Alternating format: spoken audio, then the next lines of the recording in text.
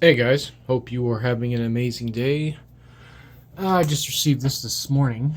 Um, why did I go with the 9 Continent? Well, the last one I got from ebikes.ca lasted 12 years. The only thing that pretty much ended it was the fact that something fell in one of the air holes and chewed up the windings pretty good. But one thing I do like about 9 Continent is well, for one, they have a bigger stator, and the fill or the windings are usually not, if you get a cheap hub motor from Walmart, and it says it's rated for 36 volts, the wiring is pretty much only rated for that, and anything over that will just cook it. These things here are way overrated. So like I could pump 90 volts into this sucker and it'll still survive. It won't even cook. So that's the reason why I got it. It does have the adapter on the end of it. Originally, I was thinking just cutting it off and putting Andersons or something on it, but I went and dig through their website and I found they have an adapter for that. So now I can plug this in without basically not monkeying or destroying the hub motor in any shape or form. It does. It's obviously going to need some cooling when it's anything over 48 volts, but I'm not going to drill holes. What I'm going to do is just basically use their new feature, which is the straight stator rate or whatever it is, and to see how that works out. If it's anything like my last one, I'm going to be more than happy with it. Anyway, I still got lots to do. I gotta obviously unpack it and lace it and wind it and basically make a wheel. Anyway, here it is. I had to somewhat open it because my address was on there.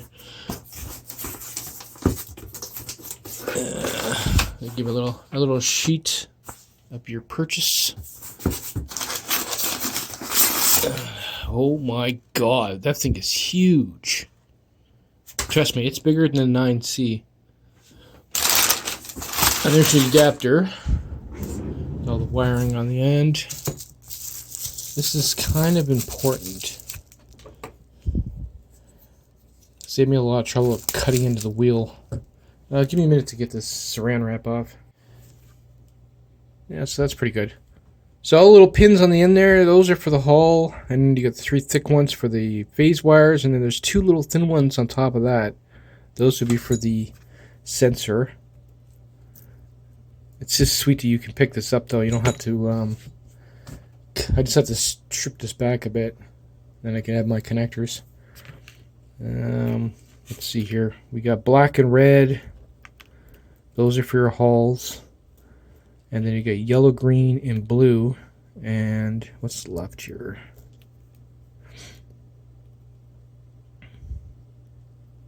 White and gray are for your thermal wires. That'll work. Let's get this thing out of the box. This thing is a beast. And it's heavy. Oh, wow. That is nice. She is ice cold.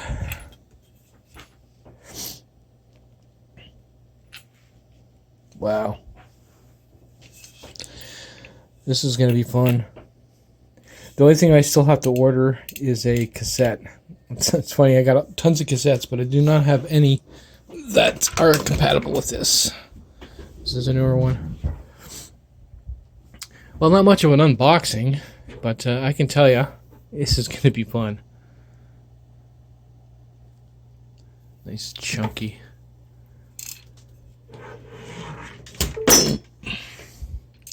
I like it to have the cable coming out the side versus the end. So the one I originally had wasn't the in one of his videos. I'll leave it in the description. It starts with a silver one, and then it goes to black. But it's just a square boxy looking one. It's not anything like this where it has the patterns or anything on it. That was the one I had, and it lasted 12 years. Their motors are a little bit more expensive, but they're worth it. Anyway, guess I'll see you in the next video, and that'll be probably lacing this thing up. Later, guys.